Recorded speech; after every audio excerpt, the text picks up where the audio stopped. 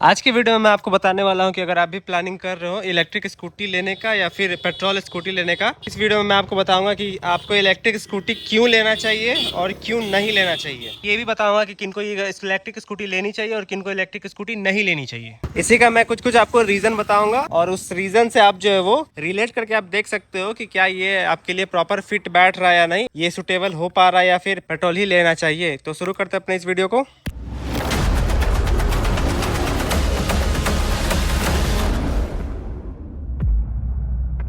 तो सबसे पहले हम बात करते हैं कि ये जो आपको स्कूटी दिख रहा है इलेक्ट्रिक होंडा का वीडा V1 प्रो, तो सबसे पहले बात करते हैं कि ये स्कूटी आपको क्यों नहीं लेना चाहिए, इसके क्या क्या रीजन है वो सारा चीज मैं आपको बताना स्टार्ट करता हूँ। तो सबसे पहला रीजन हमारा आता है कि अगर आप इलेक्ट्रिक स्कूटी लेते हो और आपको कहीं दूर जाने का प्लानिंग कर रहे हो तो आप जो है वो इस स्कूटी से दूर का प्लानिंग नहीं कर सकते हैं, क्योंकि इसमें आपको ज़्यादा रेंज मिलता नहीं है। और अगर आपको ज़्यादा रेंज मिलेगा नहीं तो आप जो है वो ज़्यादा दूर इसको लेके कहीं जा नहीं पाओगे। इसमें जो रेंज मिलता है वो मिलता है अपने को 114 का तो रेंज दिखाता है, बट एक्चुअल उतना रेंज देता भी नहीं है। तो जितना रेंज दिखाएगा उतना रेंज आपको इसमें मिलेगा भी नहीं। तो इसीलिए आपको कहीं भी अगर दूर जाना है तो आपको बीच में जो है उसका चार्जर वगैरह जो भी है, चार्जिंग स्टेशन वगैरह आपको पहले से ही पता करके रख लेना, ताकि आप जिसको वहाँ पे चार्ज कर सको। अगर बात करें दूसरे पॉइंट का, तो जैसे कि मैंने बताया कि आपको इसमें रेंज दिखाता कुछ और है और रेंज मिलता कुछ है। एक्चुअल में रियल रेंज कुछ और निकल के आता है और इसमें जो मीटर में शो होता है रेंज वो कुछ और रेंज शो होता है। अगर इस स्कूटी का बात करें तो इसमें मीटर में रेंज अगर फुल चार्ज पे बात करें तो इसमें दिखाता है 114 का रेंज नॉर्मल इको मोड पे, बट ये जो निकल के उतना नहीं आता। ये जो है वो मुश्किल से 90 किलोमीटर तक जा पाता है 3 साल के बाद इसका ये स्टेटस है। अगले पॉइंट का बात करें तो इसका जो आता है वो चार्जिंग टाइम। जैसे कि नॉर्मल पेट्रोल स्कूटी में आप जो है वो पेट्रोल पंप पे गए 5 मिनट के अंदर जो है वो टैंक फुल कर लिया या फिर जितना भी तेल लेना है उतना ले लेते हैं, लेकिन इसको जो है वो चार्ज करने के लिए आपको जो है वो सोचना पड़ता है, क्योंकि इसमें जो है वो चार्जिंग टाइम कम से कम 5 से 6 घंटा या फिर 4 से 5 घंटा आपको लगने वाला है। तो ये चीज़ माइंड सेट करके रखना कि आपको 5 घंटा इस गाड़ी के लिए आपको देना पड़ेगा। चाहे आप घर में चार्ज करो, बाहर चार्ज करो या कहीं भी चार्ज करो, आपको 5 घंटा इसके चार्जिंग के लिए देना पड़ेगा। या फिर अगर कहीं आप बाहर लेके निकलते हो तो वहाँ पे भी आपको चार्जिंग स्टेशन पे कम से कम तो 2 घंटा देना ही पड़ेगा, या फिर 1 घंटा अगर फास्ट चार्जिंग है तो इतना टाइम आपको लेके चलना पड़ेगा। अपने अगले नेक्स्ट पॉइंट पे, जो कि इसका सबसे बड़ा पॉइंट है और सबसे मेजर पॉइंट है। इसमें जो आप जैसे कि पता है ये इलेक्ट्रिक स्कूटी है तो इसमें जो है वो बैटरी आता है और बैटरी का लाइफ जो होता है नॉर्मली एवरेज वो होता है 3 से 4 साल। तो जैसे अगर आपका 4 साल कंप्लीट होता है या फिर बैटरी में जैसे धीरे धीरे बैकअप इसका कम होने लगता है तो आपको जो है वो बड़ा सा खर्चा झेलना पड़ता है और इसके बैटरी को रिप्लेस करवाना पड़ता है। तो सबसे मेजर कॉस्ट ये पड़ता है कि अगर आफ्टर 5 या 4 ईयर अगर आपका स्कूटी जो है वो रेंज अच्छे से निकाल के नहीं दे रहा है तो आपको जो इसमें बैटरी रिप्लेस करवाना पड़ेगा, और यहीं पे सबसे मेजर आपको कॉस्ट पड़ जाता है इस स्कूटी को लेने के बाद आफ्टर सम ईयर। अगर नेक्स्ट पॉइंट का बात करें, ये नॉर्मल पेट्रोल स्कूटी से अगर आप कहीं भी जाते हो तो आपको ऐसा कुछ प्री प्लानिंग करके नहीं जाना पड़ता। कहीं भी जाना हुआ तो बस स्कूटी उठाया और चल दिए। लेकिन वही अगर हम बात करें इस स्कूटी में तो आपको जो है वो पूरा प्रॉपर प्री प्लानिंग करके रखना पड़ेगा, क्योंकि आपको देखना पड़ेगा मेरा स्कूटी चार्ज है कि नहीं। आपको कहीं भी जाना पड़ेगा तो उसके लिए आपको इसको चार्ज करना पड़ेगा, चार्ज करके रख लेना है पहले। अगर आपको सुबह में जाना है तो रात में इसको चार्ज कर लिया, रात में चार्ज पे इसको लगा दिए। तो आपको इस स्कूटी इलेक्ट्रिक स्कूटी लेने टाइम आपको ये भी ध्यान रखना है कि आपको कहीं भी जाना है तो आपको प्री प्लानिंग करके रखना है कि मुझे यहाँ जाना है तो इसके लिए मेरा स्कूटी चार्ज होना चाहिए और कितना चलना चाहिए। अगला जो नेक्स्ट पॉइंट है वो भी मेजर पॉइंट बनता है, क्योंकि जैसे कि इसमें आपको दिख रहा होगा कि कहीं भी ज़्यादा ना गियर ऑयल डलता है, ना इंजन ऑयल डलता है, ना ही इसमें गियर बॉक्स वगैरह होता है। तो अगर इलेक्ट्रिक बाइक का भी बात करें तो उसमें भी गियर वगैरह नहीं होता है, सीधा बस आप एक्सीलेटर लो और वो जो है चलते रहेगा। तो यही अगर इसमें सारा जो भी ये चीज़ होता है वो इलेक्ट्रॉनिक्स का कमाल है। तो अगर आप कहीं लोकल अगर कहीं ये बंद पड़ जाता है तो ये जो है वो लोकल मैकेनिक से भी ठीक नहीं होने वाला, आपको जो है वो सर्विस सेंटर ही लेके जाना पड़ेगा।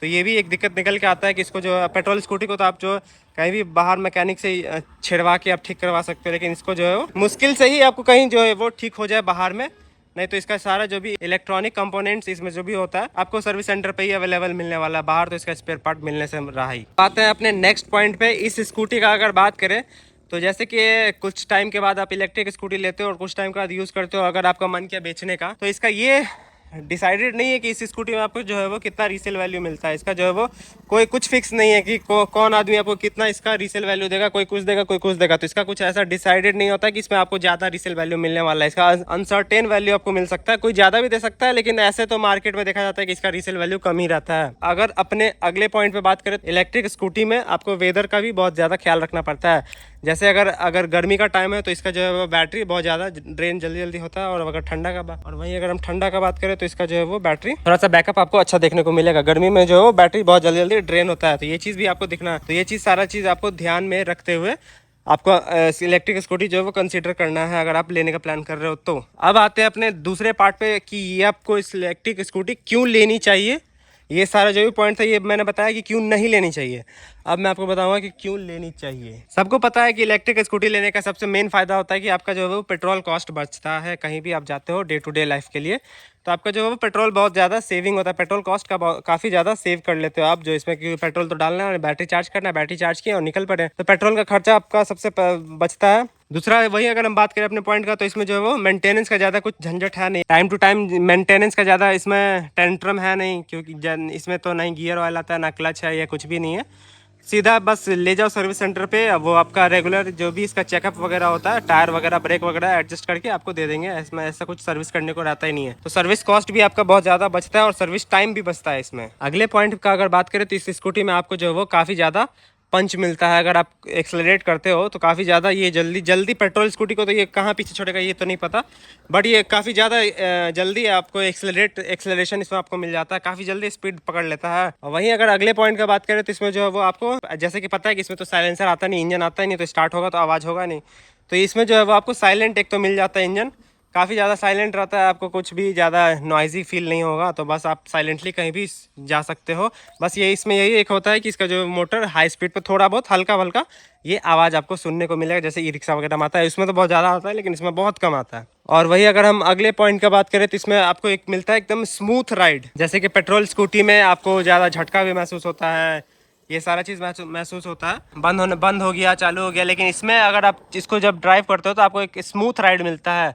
कहीं भी कुछ लैग वगैरह, मतलब कि एक्सलरेशन में या फ्यूल में जैसे उसमें हो जाता है, तो वो रुक के चलना, ऐसा इसमें कुछ भी नहीं होता। इसमें आपको स्मूथ राइड मिलता है। अगर एक बार गाड़ी चलने लगा तो आप जो है इसको स्मूथली ड्राइव कर सकते हो। कि अब के टाइम में आपको जो है इलेक्ट्रिक स्कूटी में, जैसे कि मैंने बताया कि इसमें ज़्यादातर इलेक्ट्रॉनिक्स पार्ट का ही यूज़ होता है, तो इसमें काफ़ी ज़्यादा आपको जो है वो गाड़ी के साथ ही आपको अच्छा फीचर्स में स्मार्ट फीचर्स आपको देखने को मिल जाता है। जीपीएस का भी फीचर मिल जाता है, नेविगेशन वगैरह का भी फीचर्स मिल जाता है, जैसे कि ओला में आपको म्यूजिक सिस्टम का भी फीचर मिल जाता है। वहीं अगर हम पेट्रोल वाले स्कूटी का बात करें तो उसमें आपको टर्न बाय टर्न नेविगेशन मिलता है, इसमें भी टर्न बाय टर्न नेविगेशन मिलता है, लेकिन अब जो अपग्रेड हो गया काफ़ी अच्छा, तो अब जो है इलेक्ट्रिक स्कूटी में काफ़ी अच्छा फीचर्स आ गए। आपको कीलेस एंट्री वगैरह इसमें जो है मिल जाता है, सारा काफ़ी अच्छा स्मार्ट फीचर्स वगैरह आपको इस इलेक्ट्रिक स्कूटी के साथ मिल जाता है। पेट्रोल स्कूटी के कंपैरिजन में देखें तो इसमें आपको बेटर फीचर मिलता है। पेट्रोल स्कूटी से इसका जो है वेट आपको थोड़ा सा लाइट फील होगा, क्योंकि इलेक्ट्रिक स्कूटी में ज़्यादा कुछ होता नहीं है, बॉडी पार्ट्स, मोटर, चक्का, ब्रेक के अलावा, तो इसका जो है वेट आपको काफ़ी ज़्यादा लाइट फील होगा पेट्रोल स्कूटी के मुताबिक। अगले पॉइंट का बात करें, किसी किसी स्टेट में आपको जो इसका जो है वो रजिस्ट्रेशन पे भी और टैक्स पे भी आपको बेनिफिट्स मिल जाता है।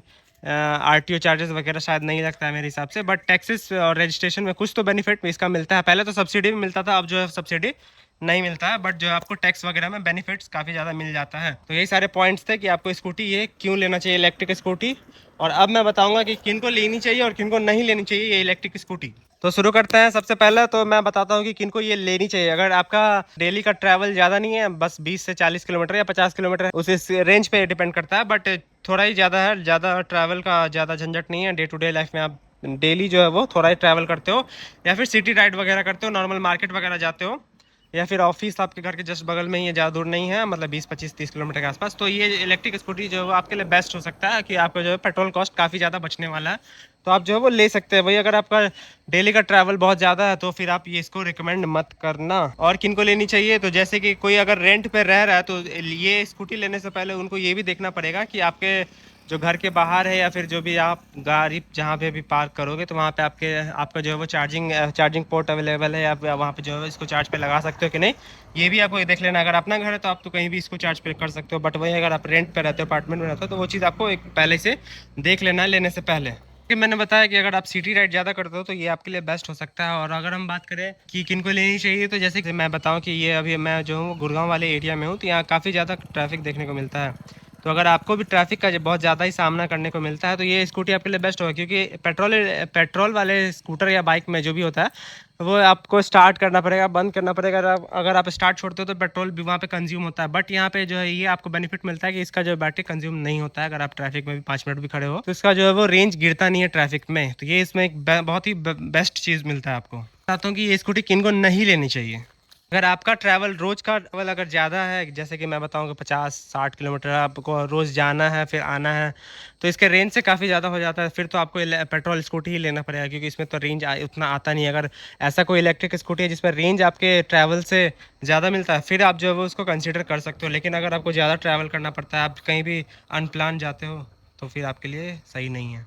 अगर हम बात करें अपने अगले पॉइंट पे, तो इसमें जो है वो आपको, अगर आप ज़्यादा हाईवे पर ट्रैवल करते हो तो इसको ना ही कंसीडर करो तो ज़्यादा बेस्ट है। क्योंकि हाईवे पे ये होता है कि एक तो इसका ये भी बेनिफिट है कि इसमें आपको रीजनरेशन मिल जाता है, तो रेंज बढ़ भी सकता है।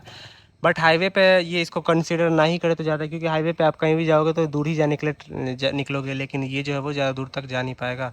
वही अगर हम नेक्स्ट पॉइंट की बात करें तो बताया कि अगर आप कहीं भी प्लानिंग करके जाते हो तो बेस्ट है, तब ले सकते हो। अगर आपका कोई भी प्लानिंग जर्नी जो है वो अनप्लान होता है, तो फिर आप इसको कंसिडर मत करना, नहीं तो आपको बीच में ही धोखा खाने को मिल जाएगा। तो यही था अपना वीडियो। अगर अच्छा लगा हो तो लाइक कमेंट शेयर कर सकते हो, और मेरे चैनल को आप सब्सक्राइब कर सकते हो। जैसे ही मैं गाड़ी का वीडियो जो है अपने चैनल पर लेके आते रहता हूँ और सारा डिटेल मैं बताते रहता हूँ।